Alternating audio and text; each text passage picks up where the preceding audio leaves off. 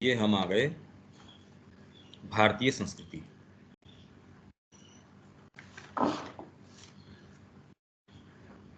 तो ये हम बात कर रहे थे सबसे पहली चीज उसकी क्या थी? आध्यात्मिकता। हम यहां तक पढ़ चुके कल। जब हम भारत के अतीत पर दृष्टि डालते हैं तो दूसरी चीज जो हमें सबसे महत्वपूर्ण लगती है, इसीलिए देखिए मैंने रोक के इसको, जो आध्यात्मिकता क्या है क्या नहीं है, उसके ऊपर बार बार बार बार जो श्री अरविंद यहाँ कह रहे हैं, आपको बहुत वाइड पिक्चर उसकी जब तक नहीं हो, बरसों बरस आप उसमें नहीं हो, प्रैक्टिस में वो चीज कैसी होती है जब तक आपको उसका सेंस न हो। फिर कोई दूसरा व्यक्ति आए जिसको परिवार का कोई सेंस ही नहीं हो, वो आपसे, और आप एक बहुत बड़ा परिवार लेके चल रहे हैं, उसमें क्या क्या चीजें इन्वॉल्व होती है, वो कहे मेरे को बता दो मैं समझ रहा हूं ना। अरे तेरे को भाषा आती है या तेरे कान है, उससे तेरे को मैं समझा दूं, इससे ही थोड़ी हो जाता है कोई। तो वैसे ही हमको बस बता दो आप, तो आध्यात्मिकता मतलब ये, बस कैसे समझाया जा सकता है? मतलब ये मेरे तो बात ही नहीं समझ में आ रही। मैं सारी चीज इंडिकेट भी कर रहा हूं और भी है, फिर भी आप कोई भी उसको सीमा में बांधेंगे। आप तो हमको डिफाइन कर दो और फिर हम उसको एक एक हथियार की जैसे काम में लेंगे, उसके आधार पे देखेंगे, और वो भी मेरे को जैसे समझ में आए वो आध्यात्मिकता। ऐसे नहीं भाई। इसलिए मैंने इसकी इतनी लंबी जो चर्चा, आध्यात्मिकता क्या है, और इसमें और दो दूसरी चीजें हम रूप देखते हैं, इतना ये लंबा व्रत कर रहे हैं, इतनी तपस्या कर रहे हैं, क्या वो आध्यात्मिकता हो सकती है? गीता ने जिस तरीके से तप को डिफाइन किया, वो तो कहीं वैसा तो हम देखते नहीं कि आचार्य को, गुरु को, इनको उच्चासीन बिठाना। आपका ये कैसी तपस्या है भाई? ये तो समझ में नहीं आती। इसमें तो कहीं कोई आग जला के बैठ जाता है, कहीं कोई कीलों के ऊपर लेट जाता है। ये तो साहब महात्मा जी कैसे कैसे वो ये लटके हुए हैं, ये महात्मा जी इतने लंबे समय से लटके हुए हैं। तो चमगादड़ लटकी भी है, मतलब आपने क्या विशेष कर लिया इसके अंदर? महात्मा जी जल के अंदर हैं, मछलियां क्या हो गई फिर बाद में? वो तो ये सारी ऐसी दकियानुसी, और वो करके कितना सीरियसली कहते हैं ये हैं। तो क्या हो गया इससे? अरे आत्मा की सिंसियरिटी है, वो बाजार में नहीं मिलती, ये तो आपके हाथ में है। शरीर को कष्ट दे सकते हो या बाहरी आप नियम विधान लागू कर सकते हो, वो तो करो सो करो। शरीर को बेचारे को, सबसे कमजोर जो कड़ी है, उसके कान ऐंठते रहो, देखो मैं इसके साथ ये कर रहा हूं। जिस पे जोर चलता नहीं, उसका आप कुछ करते नहीं। जो कहावत है अपने, कुम्हार का जो है अपनी पत्नी के ऊपर बस चलता नहीं, गधे के कान ऐंठता है। वो कहता है तपस्या है, तपस्वी है ये। अरे किसका तपस्वी है? तो जो पूर्ण योग है उसके अंदर इस तरीके की कोई अपूर्ण बातें नहीं करी जाती। और क्योंकि अपूर्ण नहीं करी जाती, तो हमारे लोग किस तरीके की बात करते हैं, वो पूर्णता, फिर बाद में वही कुत्सित अपने प्रयोग है वो करते रहो, बस ये पूर्णता है। तो इसमें परिवार भी हो गया, तो इसमें सारी चीजें हो गई, ये पूर्ण योग हो गया। अरे बेवकूफों, जो दूसरे जो पद्धतियां हैं, वो जितनी हाइट्स के ऊपर जा रही हैं, आप उसको एकांगी तरीके से नहीं, उतना ही आपके कर्म को एक ऊपर उठा के लेके जाते हो, आपके चिंतन को ऊपर उठा के लेके जाते हो, उनको भी उसी स्तर पे उठा के लेके जाते हो, न कि उसको नीचे उतार के गड्ढे में डाल देते हो। ये कौन कहे? तो वो एकांगी तरीके से साहब खाली व्रत कर रहा है, मतलब खाली शरीर को तकलीफ देने के। तो गीता कह रही है कि जो शरीर को उत्पीड़ित करता है, ऐसा व्यक्ति अपने अहंकार के वश, ये सारी जिसको आप तपस्या कहते हो, खाली अहंकार के कारण होती है लगभग। माँ और श्री ने ऐसी कोई चीज नहीं करी, पर हाँ जिस तपस्या से वो गुजरे, उन्होंने कहा न तो इससे पहले कोई ह्यूमन बीइंग या अवतार ऐसा आया जिन्होंने इतनी तकलीफ भोगी। और यूं तो क्या तकलीफ भोगी भाई। श्री अरविंद रूम में थे, सारी बढ़िया से बढ़िया सारी व्यवस्था आपके चारों तरफ चल रही है, मौज हो रही है, माँ के चारों तरफ सब आके प्रणाम, बढ़िया से बढ़िया दुनिया का टॉप मोस्ट संगीतकार दिलीप कुमार रॉय वो आके प्रणाम कर रहा है साहब। अच्छे से अच्छा आपके आर्किटेक्ट, अच्छे से अच्छा डॉक्टर, अच्छे से अच्छा ये, वो माँ कहेगी तो, माँ कहेगी तो मौज हो रही है यहाँ तो। आप तो पैसा खर्च करके ये व्यवस्था नहीं कर सकते, इन्होंने कर रखी है। तो मैंने इसलिए इसमें इतना लंबा समय लिया, ये वास्तव में बात क्या है। धीरे धीरे इसका एक फील आ जाना चाहिए हमको कि क्या है ये। इसलिए वो चर्चा आपने पूरी अटेंड करी थी क्या देविका जी? वो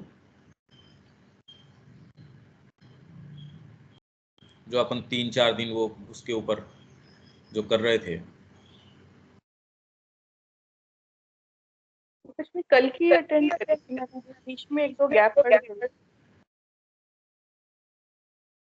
ये सारी बातें जो मैं कर रहा हूँ एक साइकोलॉजिकल बेसिस के ऊपर करता हूँ। इसमें धीरे धीरे आप प्रयास कीजिए उसको बार बार सुनने का, समझने का। तो आध्यात्मिकता की बात हुई, पहली शक्ति। दूसरी शक्ति इस संस्कृति की है विलक्षण प्राण शक्ति, स्टुपेंडस वाइटलिटी। इंग्लिश के अंदर कह रहे हैं स्टुपेंडस। तो क्रिएट करोगे, आपके प्राण शक्ति होगी तो क्या क्या क्रिएट आप कर सकते हो। यहां तो क्रिएशन है ही नहीं। सारी सरकार भी मिल जा रही है, पूरे विश्व के अंदर गाल बजा दिया उन्होंने कि साहब हमने राम मंदिर बना दिया, और खाली पॉलिटिकल माइलेज ले रहे हैं उससे। और ऐसे तो बिखरे पड़े हैं, उन्होंने नाम तक भी नहीं लिखा कि हमने ये काम कर दिए। ऐसी ऐसी एक एक मूर्ति जिसके अंदर गढ़ने के अंदर इतना इतना लंबा समय, और उनके चेहरे पे आप कांसे की मूर्ति बना रहे हो और चेहरे पे भाव रिफ्लेक्ट कर रहा है। कैसे करोगे आप ये सोचो, आप कल्पना तो करो। आपने ऐसी ऐसी चीजें, ऐसे ऐसे महल, ऐसी ऐसी पूरे पूरे पुरियां, सिटीज, जो सूक्ष्म चीजें हैं, ये जो वैचारिक चीजें हैं वो तो चलो व्यक्ति के साथ चली गई। स्थूल चीजें, पेंटिंग्स, जो बुद्ध की जो पेंटिंग है वो, अब इसका एनालिसिस करो तो हमारे लिए तो खैर कोई कीमत नहीं है भाई। एक कुत्ते के लिए और सोने की क्या कीमत है, या हीरे की क्या कीमत है? उसके लिए वो तो कोई मरा जो हुआ जानवर है वो ज्यादा कीमती है। तो हमारे दृष्टि नहीं है कि कौन सी चीज, वो क्या सुप्रीम चीजें हमारे लिए करके छोड़ गए। जहां मैंने ये बताया कि वेद की इतनी इतनी शाखाएं, हजारों लाखों शाखाएं, चीजें, उसके वेरिएशंस, जिनमें अभी कुछ कुछ जो हजारों लाखों की संख्या में थी, उनमें से किसी में 2 बच रही है, किसी में 10 बच रही है, किसी में 15 बच रही है, किसी में 5 बच रही है। तो ये निर्माण कैसे हो गया भाई? भूखे नंगे लोग थे, टेक्नोलॉजी इनके पास थी नहीं, तो ये हुआ कैसे ये? मैं बार बार ये प्रश्न इतना रोक रोक के इसलिए कर रहा हूं कि आपको अपने जीवन के अंदर प्रवेश मिले कि हम अगर वास्तव में क्रिएट भी करना चाहते हैं। अभी क्या क्रिएशन हो रहा है वैसे? क्रिएशन क्या हो रहा है? पूरी सरकार भी लग जाए तो भी क्रिएट क्या कर रही है? क्या क्रिएशन है नया कि लाके इन्होंने ये नई चीज सामने दी? कुछ नहीं है। वो चाहे कितनी भी मन की बातें कर लो, फंडामेंटली कोई नई चीज कह ही नहीं रहे। अरे कोई चेतना लेके आओ, बात ही नहीं कह रहे। वो ही आदर्श आपके सामने रख रहे हैं, ये सुनहरे तरीके से देखो सफलता की ये मानक है। इसलिए इनकी मिट्टी होती जा रही है। अब लोगों ने इनके अंदर भारतीय संस्कृति की आशा देखी, और इसलिए बार बार लाके अब इनको दोबारा मंथन करने की आवश्यकता है। नहीं तो लोग इस आत्मा को, भारत की आत्मा जो है सनातन धर्म को चाहती है। इसी आशा से ये लोग आए थे सरकार के अंदर। जब इनके मंसूबे धीरे धीरे दिखने लगे, रहे ये तो खाली एनकैश कर रहे हैं हमारी भावना को, इसको मैं कहता हूं एनकैश, तो इसके परिणाम सामने दिख ही रहे हैं। ये मंथन करने की आवश्यकता है। इनके घर में ही लड़ाइयां हो रही है। ये लड़ाई यदि घर के अंदर हो तो एक पार्टी का क्या होता है, वही अगर भारत के अंदर हो तो परतंत्रता क्यों हुई, आक्रमण क्यों हुए, उसके अंदर कौन सी चीज को बचाए रखा गया। हम यदि ये डीपर तरीके से प्रश्न न करें, हमको चीजें ही नहीं समझ में आएंगी। लोग जिस तरीके की बातें करते हैं वो तो कोरोना को ही वरदान बता रहे हैं, वो तो पता नहीं क्या क्या कह रहे हैं। इसीलिए मैं कह रहा हूं जीवन में पर्सपेक्टिव है, श्री अरविंद और माँ दे रहे हैं, इनके अलावा प्रकाश ही नजर नहीं आता। इस बात को आप भी महसूस कीजिए तो आप ये पाएंगे, और इतना जबरदस्त प्रकाश इन्होंने दिया एकदम चेंज करके, चेतना के आधार पे क्या किया जा सकता है। ये मैं कह रहा हूं आपके पास जीवन में क्रिएट करने को आपके पास होगा।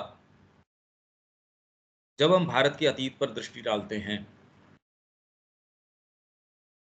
विलक्षण प्राण, तो दूसरी चीज जो हमें सबसे महत्वपूर्ण लगती है वह है विलक्षण प्राण शक्ति। उसकी अक्षय क्षय नहीं होती जीवन शक्ति। श्री अरविंद का वर्णन इतना जबरदस्त है। आपको अगर ओज से, तेज से, शौर्य से भरना हो तो मैं ये देखता हूं उनका जो वर्णन है भारतीय संस्कृति का, इससे बढ़िया ओज, तेज, जो चीज इसके अंदर वो उन्होंने भर दी है। अक्षय जीवन शक्ति, अक्षय, क्षय होती नहीं, हजारों लाखों वर्ष चलती रहती है, चलती रहती है, और अभी भी क्षय नहीं हुआ है। इस संस्कृति ने दिव्य जीवन का आयाम लाके हमारे सामने रख दिया। समय की ये मांग कि सबसे पहले इंट्यूशन, आप युग चक्र से, जिसको आप सत्य युग कहते हो, फिर बाद में इस तरीके से चलते चलते चलते चलते आप कलयुग के अंदर आ गए। कलयुग के अंदर अब क्योंकि भौतिक तत्व जो है वो प्रधान हो गया, इसके अंदर आप ये पाते हैं अब कोई आदर्श है, वाद है, ये तो कहीं टिकता है नहीं, बाजार में तो इसका कोई ग्राहक है नहीं। आपके शूरवीरता, कोई ग्राहक नहीं है इसका। अभी तो यूटिलिटेरियनिज्म है, तेरी शूरवीरता तेरे पास रख, मेरे को इसकी जरूरत है, तू दे पाएगा? हाँ, कीमत बोल दे उसकी। न्याय व्याय से मतलब नहीं है, मेरा बच्चा छूट के आना चाहिए, कीमत बोल दे बस। दे पाऊंगा तो ठीक है, नहीं दे पाऊंगा तो ये न्याय की बात मत करो। अक्षय जीवन शक्ति, जिसने दिव्य जीवन को असतोमा सद्गमय, तमसोमा ज्योतिर्गमय, मृत्योर्मा अमृतम गमय, यदि श्री अरविंद का आगमन न हो तो वेद ने पहले दिन जो बात कही थी वो सर्कल तो पूरा नहीं होता। ये वाली बात, इसलिए श्री अरविंद का आगमन ये वेदोक्त ही है। इसलिए उनका वेद का रहस्य को सामने लेके आना, वेद की वाणी को आज के समय, और महाकाव्य हमारे अपने समय आ गया, आप इसको सामान्य बातें मानते हैं। सावित्री का आना ये सामान्य घटना कैसे हो सकती है? हम इसके सच्चे महत्व को समझ ही नहीं सकते। ये महाकाव्य आ गया और महाकाव्य लाता है अपने साथ कोई जो जो रियलिटीज हैं उनको क्रिएट करता है। महाकाव्य क्रिएशन के लिए आता है, नए जगत के क्रिएशन के लिए। तो भारत को आज तक किसने बनाया? वेद व्यास है, वाल्मीकि है, इन लोगों ने बनाया, कालिदास है, उन्होंने भारत का निर्माण किया। आगे आने वाली मनुष्य जाति का निर्माण श्री अरविंद का जो ये महाकाव्य है सावित्री ये करेगा। आप इसको खाली एक कोई साधना ये वो, अरे ये तो महाकाव्य क्रिएशन के लिए, नई सृष्टि का क्रिएशन करेगा ये। इसीलिए कृष्ण प्रेम ने कब का latest salute the don, Usha आ गई, चलो इसको, हम में से एक इस चीज के लिए ये जीवंत कोई नहीं बैठा, अरे वाह ये चीज, ये क्रिएशन करेगा, ये सेंस ही नहीं है। ये नए जगत का निर्माण बोलने से थोड़ी होता है। यूं तो इन्होंने कितने कितने मैनेजमेंट बाय कॉन्शियसनेस पुस्तक छाप दी, क्या होगा उससे? कन्विंस तो आप हो नहीं, जीवन आप जीते नहीं उसके ऊपर, फायदा क्या उसका? नाम तो आप कितने नाम सावित्री में से निकाल निकाल के, मैगजीन्स के नाम निकाल लिए, अपने अभियान जो है उसके नाम निकाल लिए कि हम ये आगामी सत्य की ओर, उससे अब व्यक्ति को जाके देखो आगामी सत्य कुछ नहीं, फालतू बातें एकदम। तो ये क्रिएशन है। ये आध्यात्मिकता कैसे क्रिएट करती है आप तो श्री अरविंद में देख लो, हमारे अपने समय कल्पनातीत। एक कोई वो सेंटेंस लिख देते हैं, एक कोई पैराग्राफ लिख देते हैं उस विषय में, उस पूरी संस्कृति को चाहे जाया हो, पढ़िया हो, कुछ भी कर लो, इनका एक सेंटेंस आपको पर्सपेक्टिव दे देता है। फ्रेंच रेवोल्यूशन के ऊपर इनकी जो बात है, किसी व्यक्तित्व के ऊपर इनकी जो बात है, नेपोलियन के ऊपर पढ़ो आप, और कोई कहता ही नहीं वो बात। क्या क्या चीजें कही हैं, कैसे आ गई है। आप इसको बौद्धिकता कह सकते हो। बौद्धिकता, कोरी बौद्धिकता कैसे है? विश्व युद्ध को दिशा दे दी उन्होंने, भारत को स्वतंत्रता दिलवा दी। अब ये बात यदि दूसरे कहे कि आप कैसे कह सकते हो, अरे यार आपके ही भीतर चोर बैठा है, मां श्री के भक्तों में ही चोर बैठा है। कि अरे ये सारा काम तो श्री अरविंद का क्रिएशन है। पहले तो आंख खोल के देखो कि उन्होंने वेद में क्या किया, संस्कृति के विषय में क्या किया। जीवन के छोटे मुद्दे जब तक रहेंगे आपकी आंखें खुल नहीं पाएंगी। संस्कृति में क्या किया है, विश्व के पूरे इतिहास को या उसके भविष्य को सारे को दिशा प्रदान कर दी, भारतीय संस्कृति को अपने गौरव प्रदान कर दिया। इसलिए, और इनके वर्क्स ये तो फिजिकली दिख रहे हैं हमारे सामने, ये आ सकती है ये चीजें। सावित्री की एक लाइन तो आ सकती है क्या? उस दिन उन्होंने कहा जी आपने तो 4 लाइन कह दी, मैंने कहा एक लाइन तो नहीं आ सकती इसके अंदर से। ये पता नहीं आप कितना किसको, क्योंकि आप इसको समझ पाते हैं कि क्या क्रिएशन इन्होंने किया है, और कहीं चले नहीं गए वो। उनके जगत में आप चाहो तो निर्माण, आप उसमें निवास कर सकते हो। मां श्री अरविंद ने जिस जगत का निर्माण किया है और अभी भी कर रहे हैं, आप सचेतन रूप से उसमें प्रवेश कर सकते हो, उसमें निवास कर सकते हो। निर्णय आपको करना है, आप पुरानी मानव जाति के अंग बनना चाहते हो या आप मां श्री अरविंद की उसके अंदर विश्वास करो और इसमें प्रवेश करो। तो इसके अपने उसमें दोनों चीजें नहीं चलेगी, थोड़ा थोड़ा मैं ये रख लेता हूँ, थोड़ा थोड़ा ये, थोड़ा थोड़ा। अभी तो आवश्यकता ऐसे ऐसे लोगों की जो बिल्कुल प्योर हों, एकदम प्योर हों, कोई कॉम्प्रोमाइज न हो। अरे भाई आप मां श्री अरविंद को बिलोंग करते हो या किसको, सीधा प्रश्न ये है। बाकी तो किसको कितना टच मिलता है या नहीं मिलता है, हमको उससे क्या मतलब है। हमारी प्यास क्या है, प्योरिटी की है या कॉम्प्रोमाइज की है? देविका जी। प्योरिटी की है। बस, बहुत सीधी बात है, इसमें कोई भी कंफ्यूजन नहीं होना चाहिए। मेरी प्यास प्योर चीज की है, इसके लिए ये चीज जरूरी है, उसमें फिर बाद में जो है सो है। बस, बहुत सही जवाब है। इसमें भी कॉम्प्रोमाइज हो तो फिर तो आप कहीं कोई पहुंच ही नहीं सकेंगे। तो विलक्षण प्राण शक्ति, अक्षय जीवन शक्ति एवं जीवन का आनंद, इस दृष्टिकोण से श्री अरविंद और मां के कार्य को देखिए आप। मैं तो ये पाता हूं कि जो केंद्र चला रहे हैं, अच्छा जो केंद्र चला रहे हैं, वो जो बेस्ट लोग हैं उनको मैं पर्सनली जानता हूं, मेरी बात होती है। और वो जब जिस कन्विक्शन के साथ मैं ये कहता हूं, वो कहते हैं यार ये चीज सुनने क्यों नहीं मिल रही, वो ये बात कह रहे हैं। चाहे भारत का बहुत अच्छा सत्र उन्होंने ऑर्गेनाइज किया, उस व्यक्ति को डीप डाउन विश्वास नहीं है, क्योंकि वो खुद ही कह रहा है ये बात तो अपने मुंह से। या आप ये कह रहे हो श्री अरविंद को, आप कह रहे हो कि सबसे मतलब ये एक अलग पद्धति ला के दी, आप कैसे कह सकते हो? अरे तो अगला खुद ही कह रहा है कि हमारा उद्देश्य है मोक्ष, श्री अरविंद कह रहे हैं जीवन की पूर्णता, तो खुद ही कह रहे हैं, मैं थोड़ी कह रहा हूं। आप कैसे कह सकते हो? इसलिए कह सकते हैं। श्री अरविंद कैसे, आप कैसे कह सकते हो कि भक्ति को सर्वोपरि स्थान देते हैं? श्री अरविंद खुद कह रहे हैं। गीता खुद कह रही है कि सर्व गुह्य तमम, आप कैसे कह सकते हो? अरे गीता कह रही है, हम कैसे कह सकते हैं? हमको क्या पता, गीता कह रही है। गीता की नहीं मानेंगे, अपने मन की मानेंगे। तो सबके कितने एजेंडाज हैं, कर्मण्येवाधिकारस्ते ये सबसे बड़ा, या फिर यदा यदा ही धर्मस्य ग्लानिर्भवति भारत है, उस समय भी हमने देखा था। तो अगर ये सारी पिक्चर को मिलाओ तो आप इस चीज के ऊपर तो निश्चित रूप से आ जाओगे, यार चल क्या रहा है ये, हम कहाँ हैं, किस चीज को पकड़ के चलें जीवन में, ये समझ ही नहीं आ रहा। आपको तो कोई डायरेक्टली कोई कुछ मिल ही नहीं रहा है सच। जितनी देर मां के संपर्क में हो उतनी देर तो कुछ प्रकाश है, अगर उसको अपने ही तरीके से आप इंटरप्रेट कर रहे हो तब तो घोर अंधकार है। अब इसके अंदर चैत्य की इंडिस्पेंसिबिलिटी है, वो सामने आए, वही एकमात्र आपको लेके चल सकता है। चैत्य के अलावा दूसरी चीज, आपकी इंटेलिजेंस तो आपको गड्ढे के अंदर लेके जाएगी। जिसको आप इंटेलिजेंस कह रहे हो वो तो एकदम गर्त के अंदर लेके जाएगी। फिर जीवन का आनंद, लगभग अकल्पनीय उर्वर, फर्टाइल सृजनशीलता। उर्वर मतलब वही चीज, मैं व्यापार कर रहा हूं, नया व्यापार कर रहा हूं, ये उर्वरता नहीं है।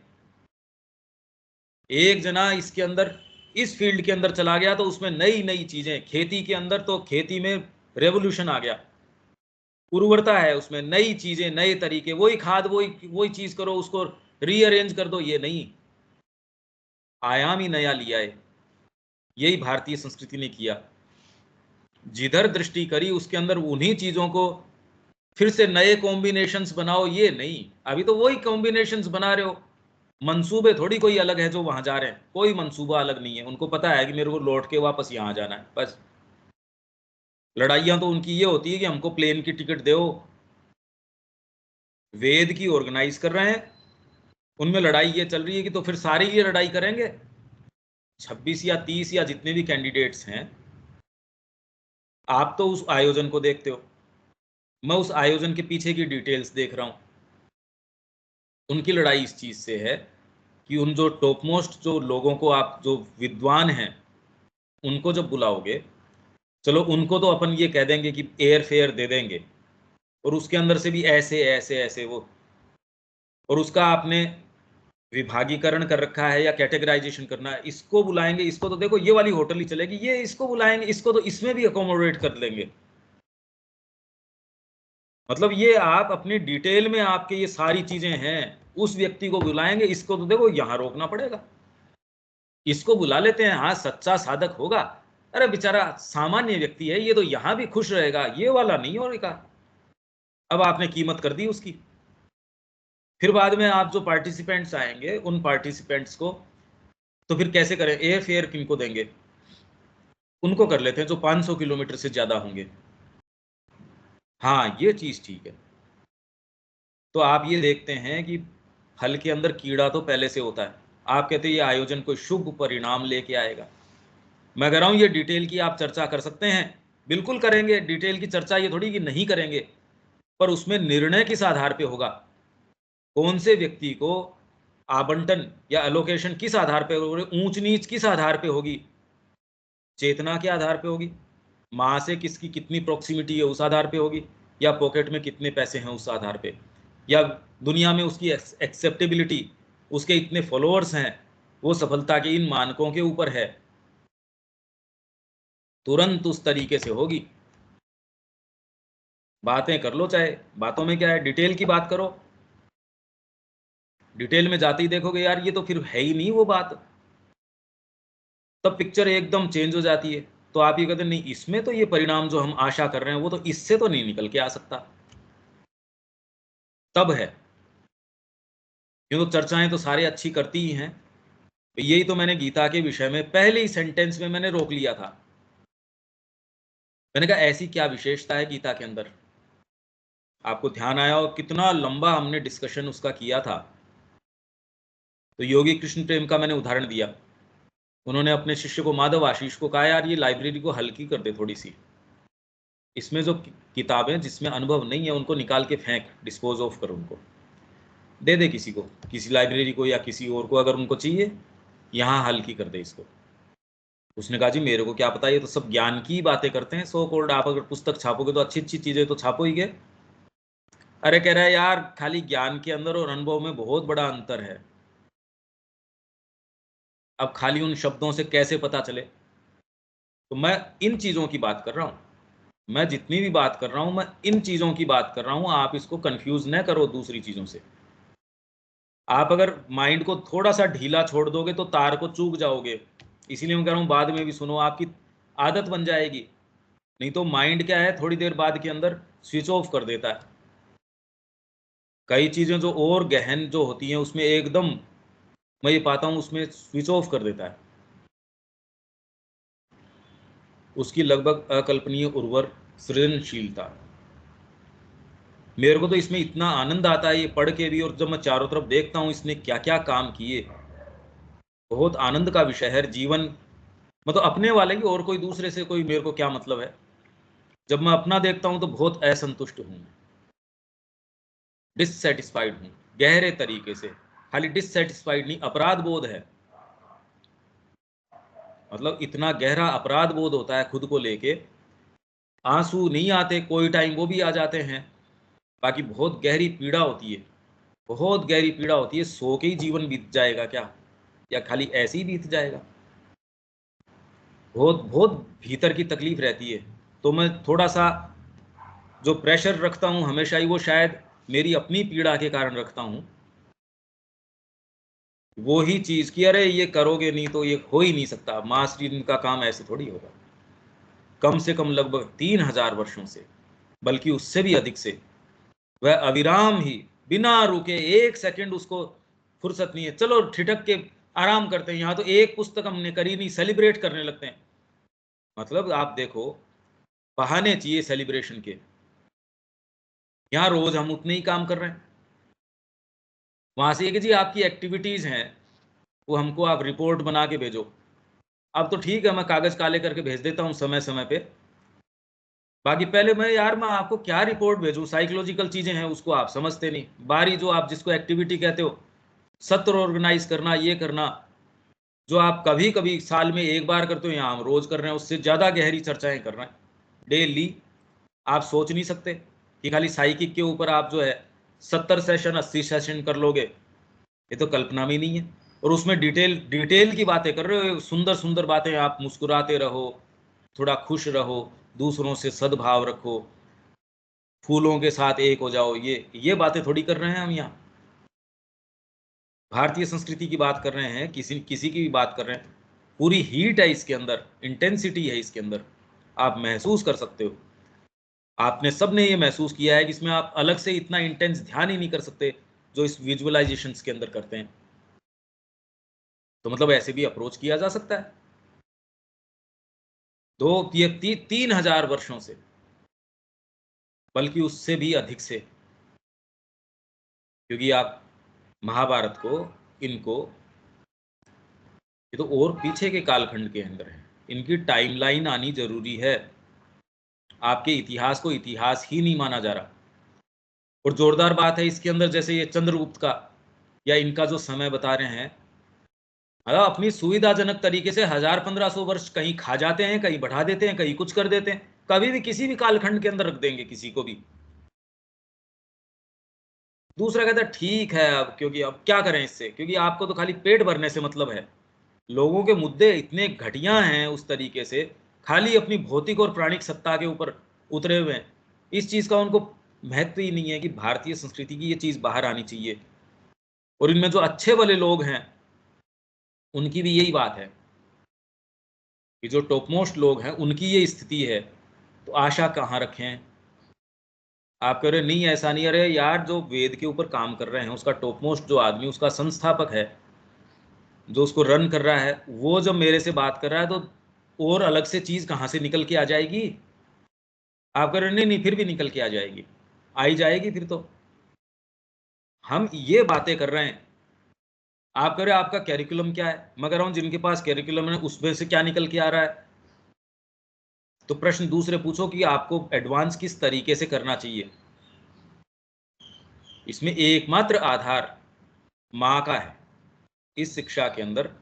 अगर आप चैत्य शिक्षा करना चाहते हो तो एकमात्र एकमात्र, अगर हल्का सा भी कोई कंसिडरेशन आपके दूसरा आ गया, आपकी पवित्रता को एकदम भंग कर देगा। आप नए सब्जेक्ट पढ़ा सकोगे। आपके अगर ये आ गया कि इंग्लिश, तो आप इंग्लिश बहुत अच्छी पढ़ाओगे, और हो सकता है इंग्लिश की क्लास में आपने एक हर्फ इंग्लिश का नहीं पढ़ाया उसको, आप उसको दूसरी चीज पढ़ा सकते हो। माँ आपको क्या कह रही है, आप तो ट्रांसपेरेंसी उसके प्रति रखोगे। दूसरे कह रहे तो आपको मैथ्स नहीं आती तो कैसे पढ़ाओगे, माँ सिखा देगी। प्रैक्टिस करने से कोई संगीत सीखता है क्या? प्रैक्टिस से सीखता नहीं। कल ही मैं एक संगीतकार था, उसकी एक कोई वो बता रहा था, इसमें शास्त्र है, तंत्र है, विद्या है, ये है, जिसमें एक चीज है वो दी जा सकती है, एक का अभ्यास किया जा सकता है, एक आप में होती है उसको कल्टीवेट किया जा सकता है। वो सारी चीजें हो नहीं सकती ऐसे, कैसे कर लोगे। इंग्लिश तो पढ़ा सकते हो, पर सारों को एक ही क्लास में इंग्लिश पढ़ा रहे हो, आप ईमानदारी से भी पढ़ा रहे हो, तो भी सामने क्या हो रहा है, जो ग्रहण करेगा वो करेगा। तो आपके जीवन का जो बेस्ट पार्ट है, जो टॉप मोस्ट आपकी अंतरात्मा है, वो सामने रख दो खोल के। आप तो हो गई शिक्षा, बस ये करो। तो बच्चे को भी इस चीज का कि उसका जो बेस्ट पार्ट है वो लाने का मौका मिल जाएगा। उसका जो बेस्ट पार्ट है, आपका बेस्ट पार्ट आएगा तो आप अपने लिए मीनिंगफुल जीवन जी सकोगे। और राष्ट्र के लिए मीनिंगफुल जीवन जी सकोगे, और इसमें सच्चा निर्माण होता है। यही कह रही है भारतीय संस्कृति, यही बात बता रही है।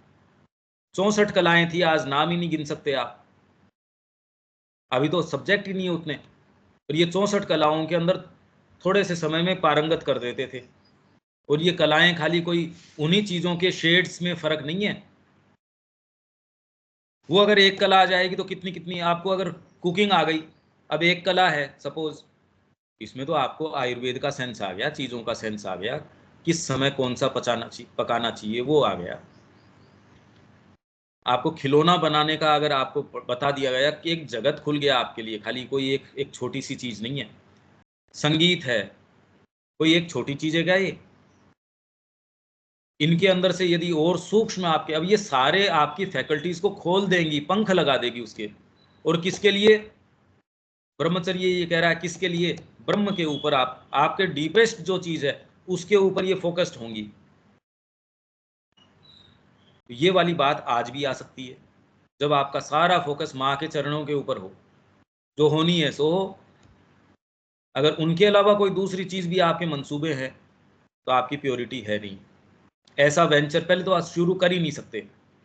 सच्चा वेंचर अधूरे पने से शुरू किया ही नहीं जा सकता। प्योर मोटिव्स आपके हों तो भी उसके अंदर से कोई चीज क्रिएट करो, शुरू कर पाओ, तो भी लगभग असंभव है। अगर मेरे मोटिव्स में ही इम्प्योरिटी है तो उससे वेंचर ही शुरू नहीं होगा। तो अपना जो ग्रुप है एटलीस्ट कम से कम ये तो कि ना प्योरिटी, एक बिल्कुल अनन्यता माँ के प्रति और किसी के प्रति नहीं।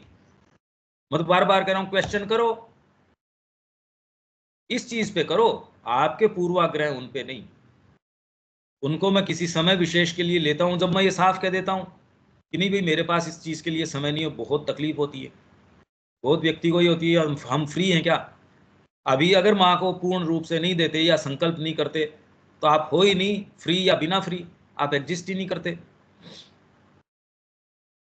पहले इसका निर्णय लो। कम से कम लगभग 3000 वर्षों से, बल्कि उससे भी अधिक से, वह अविराम ही प्रचुरता के साथ मुक्त रूप से अनेक दिशाओं, अब ये दिशा बता रहे हैं देखो। और ये पढ़ के आपको आनंद आ जाना चाहिए, ये भावना उठनी चाहिए, अरे यार क्या जीवन जी रहे हैं। गणतंत्र और राज्य और साम्राज्य, दर्शन, गणतंत्र उसने रिपब्लिक्स पैदा किए, राज्य और साम्राज्य पैदा किए, ऐसे ऐसे एक छत्र राज्य, एक जना उसके अंदर से तकलीफ में नहीं, ढूंढ ढूंढ के लेके आ रहे हैं साहब। इसके आपके तकलीफ किसकी है? तो एक राम जी के दरबार में कुत्ता आता है,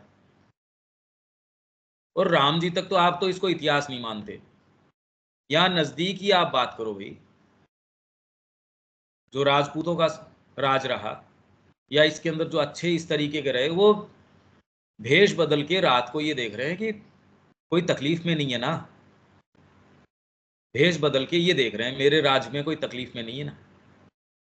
और साम्राज्य, गंगा सिंह जी का साम्राज्य था, रात को एक औरत मिली, वो भेष बदल के चल रहे थे, पूरे गहने एकदम फर्स्ट क्लास, कोई निर्भय, सड़क के ऊपर अकेली। तो माँ जी आपको डर नहीं लगता? आप पूरे गहने वगैरह पहन के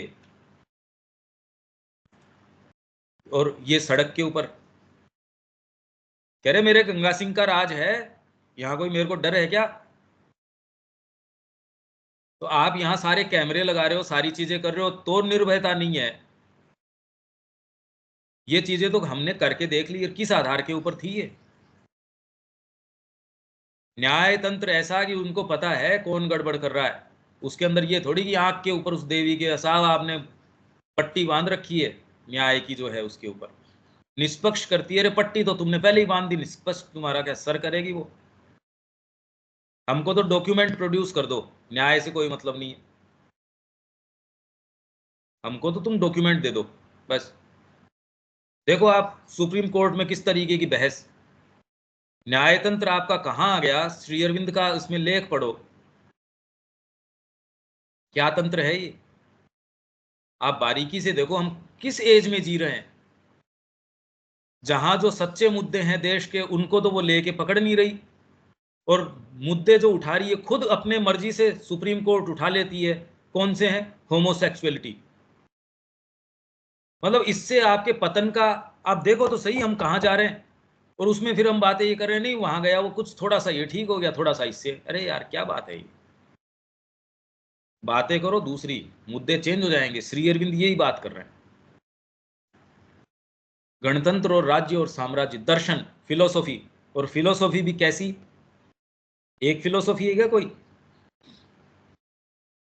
जिसमें आप वेदांत की बात कर रहे हो, जिसके अंदर आप सांख्य की बात कर रहे हो? फंडामेंटल है ये। एक अफोरिज्म भी कोई है वो नहीं खोल सकते आप पूरा। ऐसी अफोरिस्टिक सेइंग्स हैं हमारी, जो उपनिषदों की अफोरिस्टिक सूत्रात्मक है। ऐसा सूत्र आपको दे दिया, आप जीवन भर भी खोलते रहो, उसका तो अंत नहीं आएगा, सीधे ब्रह्म तक चले जाओगे आप। दर्शन ऐसा। सृष्टि शास्त्र, सृष्टि शास्त्र आप इसके अंदर देखोगे कि इन्होंने बताया कि इतने लाख इतने हजार साल कलयुग के हैं। कलयुग जो है आधा होता है इससे, वो आधा होता है उससे। सतयुग के जितने हैं उससे आधे आपके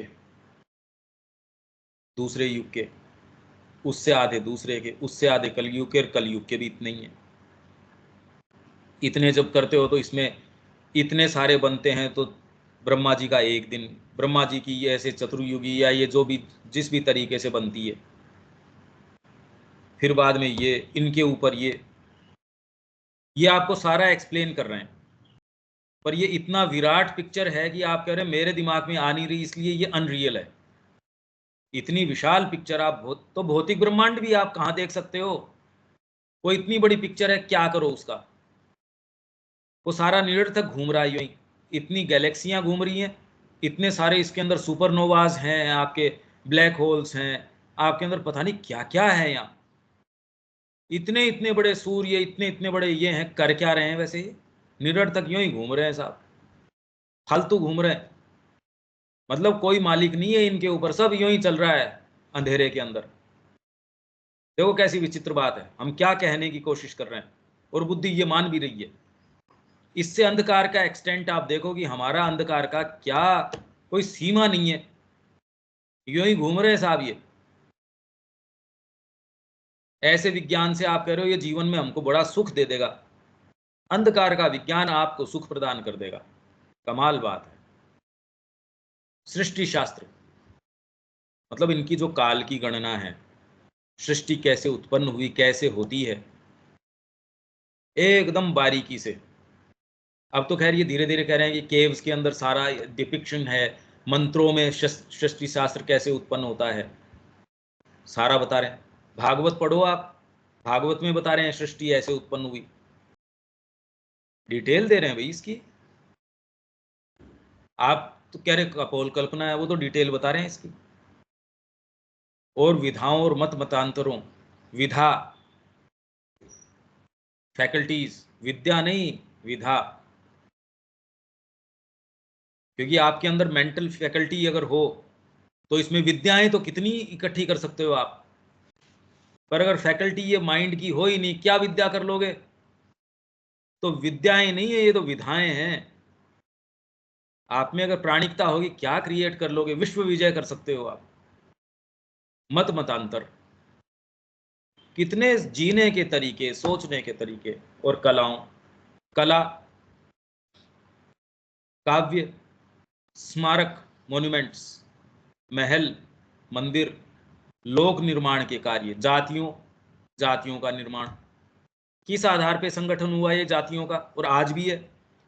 आप कितनी भी बातें कर लो, कुछ भी कर लो, सारा समीकरण जाति वाला है। कितनी जोरदार बात है ये। और आप उसको अनैतिक बताते हो और चाहे कुछ भी बताते हो। ये रेवड़ियां दूसरी पार्टी भी डालती देती है, ये रेवड़ियां आप भी देते हो, चाहे आप सनातन धर्म की बात करो और चाहे कोई भी करो, इसमें कोई फर्क नहीं पड़ता। बीजेपी भी वही काम करती है और वो दूसरे भी। हाँ बस थोड़ा सा ये है कि एटलीस्ट इनको सिंपैथी है, इनको इसके प्रति सिंपैथी, उनको कोई सिंपैथी नहीं है। वो बेच के खा भी जाए तो उनको सिंपैथी नहीं है, इस बात ने इनको थोड़ा सा। पर अगर वही विकास विकास हो जाए, और विकास के मानक भारतीय ढूंढने की प्रयास है नहीं, इसलिए मुंह की खाई है इन्होंने।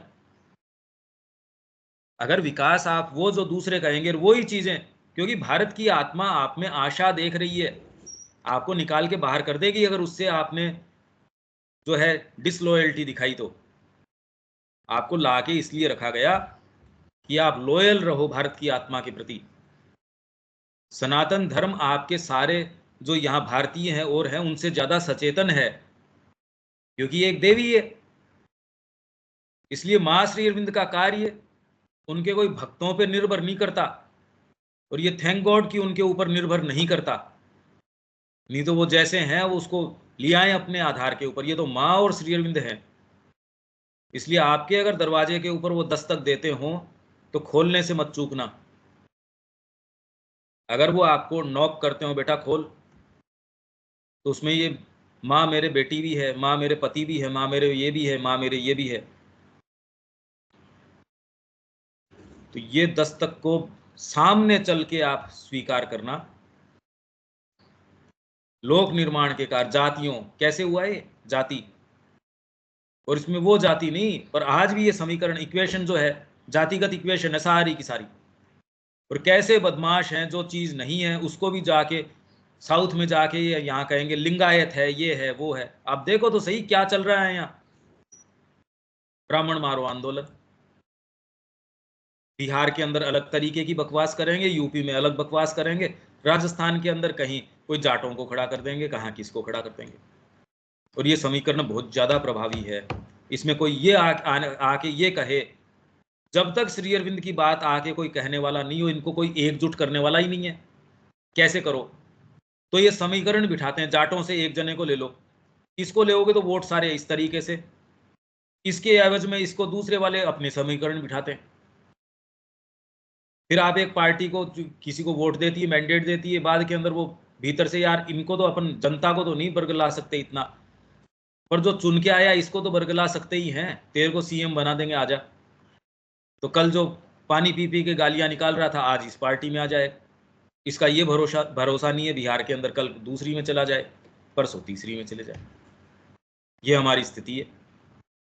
इसमें आप ये नहीं आध्यात्मिकता, अरे यार बात क्या कर रहे हो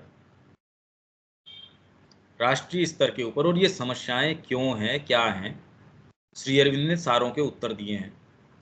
हमको बहुत लार्ज पिक्चर दिया है, समाज का निर्माण किया है, और धार्मिक संस्थाओं, विधि विधानों, आचार नियमों, अनुष्ठानों, इनकी अपन कितनी भी कहो उतनी चर्चाएं कर सकते हैं। पर यह चर्चा करने के लिए आपको पूरा अवेकन होने की आवश्यकता है, चारों तरफ आंख खोल के देखने की आवश्यकता है, चल क्या रहा है। अगर ये पर्सपेक्टिव आपके हो तो अखबार आपको चीजें कहेंगे, अखबार में से चीजें निकाल सकते हो कि कैसे काम चल रहा है, कैसे चीजें हैं। पहली बार आपको दिखेगा न्यूज में कह रहा है एक, आप कह रहे ये बात नहीं है, बात ये है। इसी चीज के लिए फिर हमने जो अपना रिसर्जेंट इंडिया वो शुरू किया, पर वो ऐसा पर्सपेक्टिव हर किसी को समझ में नहीं आता। आचार नियमों, अनुष्ठानों, पहले तो खैर मेंटल कैपेबिलिटी नहीं रही यहाँ पढ़ने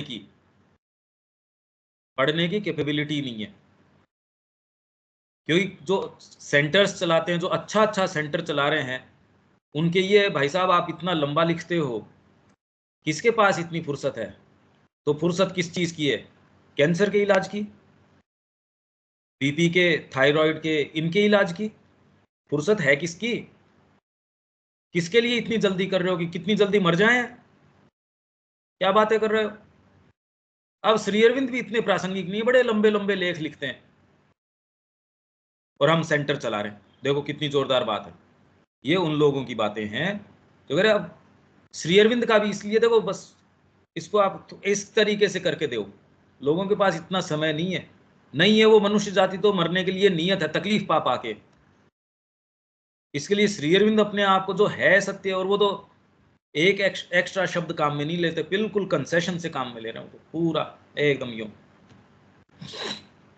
अनुष्ठानों, भौतिक विज्ञानों, चैत्य विज्ञानों, योग पद्धतियों, राजनैतिक एवं प्रशासन व्यवस्थाओं, इहलोक और परलोक की कलाओं। अब ये जब तक आपको इनकी डिटेल्स न पता हो, इहलोक की कलाएं और परलोक की कलाएं, आपका पूरा गरुड़ पुराण है, जितने भी आपके, और सारे में गुथा हुआ है ये पुराण, हमारे ये काम करते हैं। पुराण आपको इतिहास भी देते हैं, आपको स्पिरिचुअल एक्सपीरियंस देते हैं, आपको साइकिक एक्सपीरियंसेस देते हैं, आपको ओकल्ट एक्सपीरियंसेस देते हैं, आपको साइकोलॉजिकल एक्सपीरियंसेस देते हैं। और जब तक आपको प्रैक्टिकली खुद पता नहीं होगी ये कौन सी में क्या क्या चीज़ें हैं और कैसे इनको अपन बाइफरकेट करें, ये सारी चीज़ें गुथी हुई है उसके अंदर। ये है लोग, और ये बात श्री अरविंद अपने भाई को एक लेटर के अंदर लिख रहे हैं। अब उन्होंने तो एक पर्सपेक्टिव दे दिया, पर अब कौन है हम में से जो पहले तो इस दृष्टिकोण को, श्री अरविंद वाली बात को समझे, फिर किसी पुराण को ले, उसमें प्रवेश करे।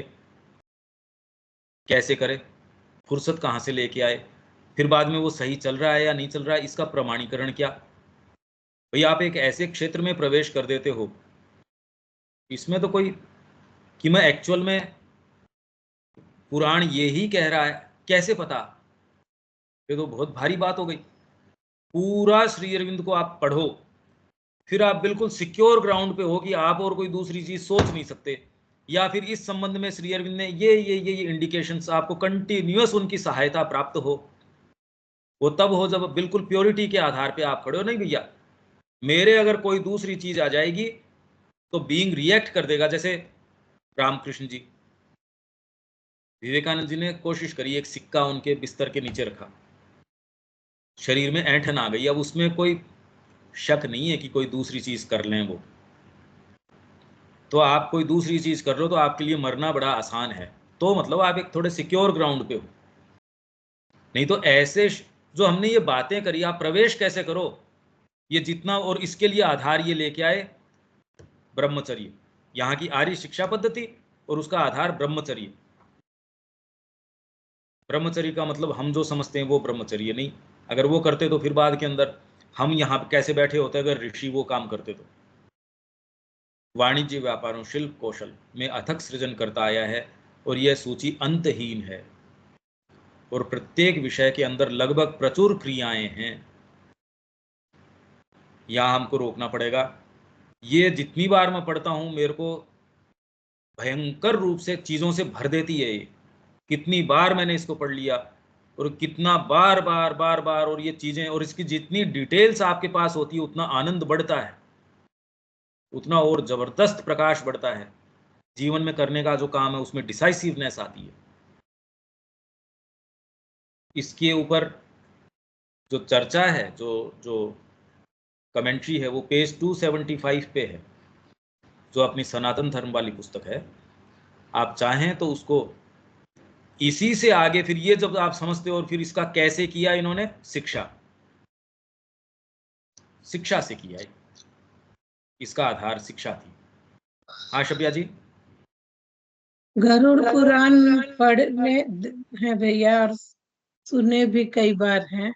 उसमें पूरा है सृष्टि का सृजन से लेके मरने के बाद का पूरा वर्णन। आप जो इलोक परलोक बोले तो हमारे दिमाग में भी वही बात आया था कि गरुड़ पुराण में तो यही सब का वर्णन हाँ है। पर पढ़ने पर हम कई बार सुनने का ये आया है जिंदगी में अवसर, उसमें लेकिन जो मृत्यु के बाद में, अंदर से अच्छा नहीं लगता है। सुनिए, इसमें हाँ। जो ये मृत्यु के बाद में पढ़ाया जाता है वो पूरा नहीं है। अच्छा। हाँ, वो पूरा थोड़ी है तो। हमको उसको पढ़ के ना अंदर से बेचैनी महसूस होती है, जबकि गीता पढ़ के बहुत आनंद लगता है।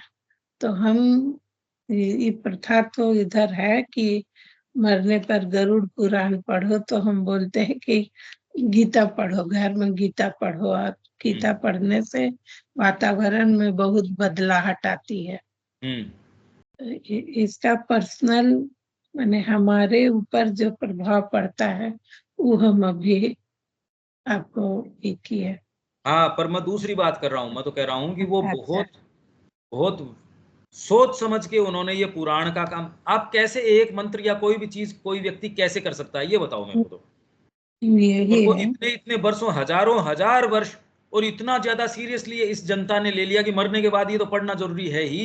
कितने भी इंटेलेक्चुअल हो साहब, इसको बुला लो पंडित को, और उसको बैठ के, चाहे आप साइंटिस्ट हो चाहे कुछ भी हो, हम तो ये सुन रहे हैं, और उस टाइम बड़े सीरियस हो जाते हैं। और पंकज इसमें भाई, अब जब श्री अरविंद ये कह रहे हैं कि इसमें ये बात है, तो प्रवेश करें किस तरीके से, समस्या तो ये आ रही है अब इसमें। हाँ देविका जी। पंकज भाई, गरुड़ पुराण में तो वो पुत्रों के बारे में ही बातें करते रहते हैं, बहुत ही मेल ओरिएंटेड है। और आज ना, की जनरेशन जब सुनती है तो वो हंसने शुरू कर नहीं देती नहीं नहीं देविका, नहीं वो नहीं, तो वो तो पुत्र गरुड़ तो वो पुराण तर्पण करता सुनने है, वो से वाली ही। बात है। बाकी तो इसके अंदर ये वर्णन है कि आपको अलग अलग पड़ावों से जब मृत्यु है तो कैसे लेके जाते हैं, उसमें अलग अलग लोकों का वर्णन है। इसमें बैतरनी नदी आती है, इसमें ये आता है, बिल्कुल सही वर्णन है ये। पश्चिम वाले लोग पहले नहीं मानते थे, फिर जब एलएसडी वगैरह लेना शुरू किया तो उनको भी वो अनुभव होने शुरू हुए, तो उन्होंने कहा यार बात तो ठीक कह रहे हैं। जब ये यार ड्रग्स आई थी शुरू के अंदर। हाँ शिप्या जी। इसमें वो भी तो है, ये गरुड़ पुराण में ही पढ़ने के बाद ही भी हमको अनुभव हुआ कि इसमें पुत्र को महत्ता दिया गया है, लेकिन हर एक को, जिसका पुत्र नहीं है तो पड़ोसी भी उसका श्राद्ध कर्म कर सकता है, उसको भी अरे वो कोई अधिकार भी है। बात है, इन डिटेल्स में हमारा कोई है ही नहीं इशू, पुत्र की है या पुत्री की है, मैं ये नहीं कह रहा। वो तो अब बात आज का इंटरप्रिटेशन की जमाना है, में तो मिथक टूट गया है। मैं ये कह ही नहीं रहा। हम्म। मैं कह रहा हूं कि बात पुत्र की या पुत्री की नहीं है, मैं ये कह रहा हूं कि पुराणों में प्रवेश किस तरीके से किया जाए। हम्म। कोई भी व्यक्ति के पास आधार क्या है उसमें प्रवेश करने का, अगर डीपर पर्सपेक्टिव नहीं हो। और श्री अरविंद कह रहे हैं पुराणों के विषय में, तो पहले तो बात उन्होंने जिस तरीके से कहा है वो सारे को इकट्ठा किया जाए, उसको समझा जाए। अब इसमें कैसे प्रवेश करो जी, गरुड़ पुराण के बारे में कौन कहे, कहे कैसे सकते हो, कल्पना करके कैसे कह सकते हो, इसमें कैसे प्रवेश कर सकते हो। यह आपके मार्कंडेय पुराण है जो देवी देवी का है, उसमें आपके मार्कंडेय सारा पुराण देवी में भाग्यम पढ़े तो थे खाली उसका क्या? एक एक खंड है उसका खाली।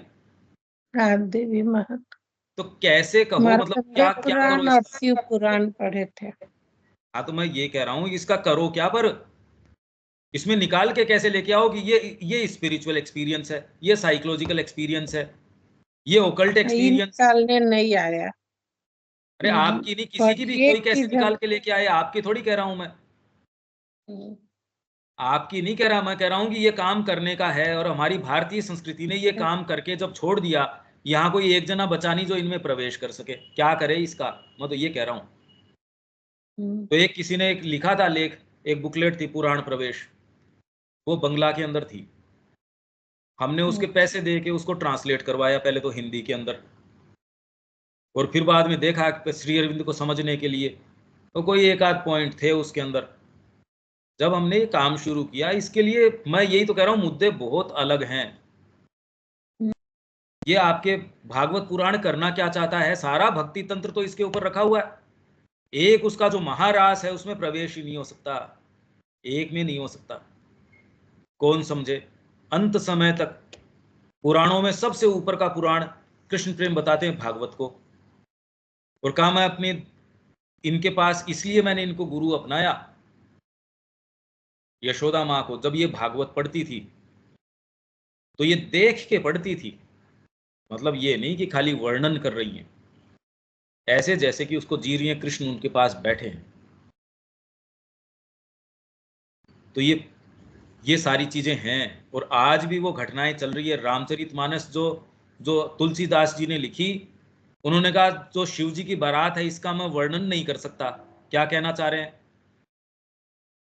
ऐसे थोड़ी कि मेरी भाषा कमजोर है, वो एक्चुअल में देख के लिखा है उन्होंने, और वो चीजें आज भी हैं। अगर वो किसी समय रही होती तो लोग क्यों रामचरितमानस इतनी पढ़ते, आज भी प्रवेश कर सकते हैं। ये हमको रियलिटी की इनकी बातें जो है, आप ये टॉपिक लिख लो, हमको इसकी चर्चा करनी है। दो तीन ऐसे चीजें हैं जो एक्स्ट्रा टाइम हमको चर्चा करने की आवश्यकता है। तो जो एक्स्ट्रा हमने दिन ये तय किया है, इसकी चर्चा के लिए हम करेंगे ये। देविका जी कौन सा भैया टॉपिक अभी है? भागवत एक पुराण का सेकंड, तो सफिया हम। जी एक सेकंड। हाँ देविका जी, कौन सा टॉपिक आप कह रहे हैं, लिख लीजिए। रियलिटी और अनरियलिटी का जो इशू ये है, हाँ, रियलिटी, ये काव्य करता क्या है, ये रियल, ये हरि अनंत हरि कथा अनंता, या फिर इसके अंदर कह रहे रामायण सतकोटि अपारा, सतकोटि, इतनी हजार या लाख इतनी करोड़ रामायण है, कैसे हो सकती है? अरे राम जी तो एक तरीके से जिए होंगे। श्री अरविंद का जीवन वृत्तांत इस साल में वहां गए, आप कहे श्री अरविंद का चरित्र जो है करोड़ तरीके से, हिस्ट्री तो नहीं मानती इसको, ये हुआ या नहीं हुआ, बस करोड़ कैसे हो सकता है? दो भी नहीं हो सकता करोड़, छोड़ दो। मुद्दे प्रैक्टिकल हैं, मुद्दे बहुत ज्यादा सोचने के हैं, इसीलिए कोई प्रवेश हो नहीं पा रहा, क्योंकि इन चीजों की बात नहीं कर रहे। और हमारे जितने भी लोगों ने प्रवेश किया वो कभी भी ऊपर ऊपर से प्रवेश नहीं किया। तो हमको एक जो चर्चा करनी है वो तो ये रियलिटी वाली बात की, एक फेट एंड फ्री विल की बात कर रहे थे, दूसरे एक गॉस्पेल ऑफ मटेरियलिज्म, ये लिख लो, ये हम बात करेंगे। ये जैसे जैसे इश्यूज आते हैं, काव्य करता क्या है, रियलिटी मानते किस चीज को हो, कैसे मानो, क्या है, ये एक्स्ट्रा हम चर्चाएं करेंगे इसके विषय में। हाँ शब्या जी, आप बोलो, क्या बोल रहे हो? ये जो भागवत पुराण का असर हम प्रैक्टिकल लाइफ में देखे हैं भैया। हमारी एक चाची थी जो बहुत ही विपत्ति स्थिति में थी। हम उनके घर बहुत, उनकी स्थिति से हम बहुत बेचैन थे कि इस तरह की परिस्थिति को कैसे झेल रही हैं। एक दिन उनके घर में गए तो देख रहे हैं दोपहर में बहुत शांत चित्त बैठ के अब भागवत पढ़ रही हैं। उस दिन हम ये महसूस किए कि यही उस शक्ति है जो माँ को मिल रहा है। हम हाँ। उनको अम्मा बोलते थे। यही चीज है उस शक्ति जो अम्मा को इस परिस्थिति को झेलने में सहायता कर रहा है। ये मैंने पूरा आँख का हिंदुस्तान देखा कैसे हुआ, अनुभव किया हुआ चीज। नहीं तो पूरा हिंदुस्तान उसको कैसे लगातार, नहीं तो क्या है ऐसा आपके हनुमान चालीसा में, क्या है ऐसा? पर मैं कह रहा हूं इसलिए पर्याप्त नहीं है। श्री अरविंद जो कह रहे हैं, पहले तो उसको समझना और इसके लिए व्यक्ति का सामने आना। ये जब तक बहुत कोलोसल प्योरिटी के ऊपर आप नहीं खड़े हो, आपको मुद्दा ही नहीं समझ रहे। मैं बात मुद्दे ही दूसरे कह रहा हूं, आप उस पर्सपेक्टिव को ही नहीं समझ रहे मैं कहना क्या चाह रहा हूं। ये बातें तो मैं कह ही रहा हूं कि पूरे राष्ट्रीय स्तर के ऊपर क्यों, उसका कारण मैं तो क्यों में जाना चाहता हूं, प्लस उसमें क्या क्या चीजें निहित हैं श्री अरविंद के और मां के प्रकाश में सामने आए। कौन तैयार है इसके लिए? जब कोई ऐसा हो तब मैं कह रहा हूं Sadhana will be taken care of. कि और अलग से साधना किसकी कर लोगे? कोई भी साधना पद्धति से ज्यादा काम तो आपके हर क्षण आपके साथ होगा। ये तो मुद्दे ही चेंज हो गए, ये तो बात ही चेंज हो गई।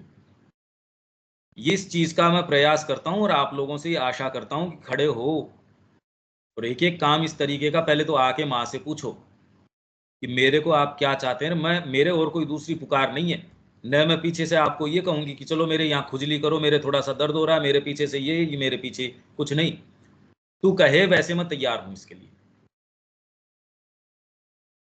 ये कोई कहने तैयार हो ले माँ, और मेरे कोई झंझट नहीं है, नहीं तो झंझट भरे रहते हैं। प्रार्थना ये है कि मेरे झंझटों में रिलीफ दे। प्रश्न ये नहीं कि तू क्या चाहती है। मेरे और कोई दायित्व नहीं है माँ, मेरे काम ही नहीं है। काम क्या है मेरे पीछे? मेरे को और कोई काम नहीं है। तू चाहेगी मैं उस समय वैसे उस तरीके से वहीं मिलूंगा तेरे को। तू तो बता दे मेरे को क्या करना है बस। मेरी काबिलियत ना काबिलियत जो है, मैं तो जो जैसा होगा मैं तो करूंगा, पर मेरे और कोई काम नहीं है माँ, बस। बहुत सीधी बात है। फिर आप आध्यात्मिकता को क्या डिफाइन करते हो, क्या नहीं करते हो, ये तो बिल्कुल बेकार मुद्दा है। आपकी तो आध्यात्मिकता हो गई जो होनी है सो, बिल्कुल क्लियर कट बात है। इसमें कोई शक नहीं होना चाहिए। ये बात कोई कह ही नहीं रहा, ये नहीं कह रहे। अच्छा, दूसरे अभी अपन जो करने वाले हैं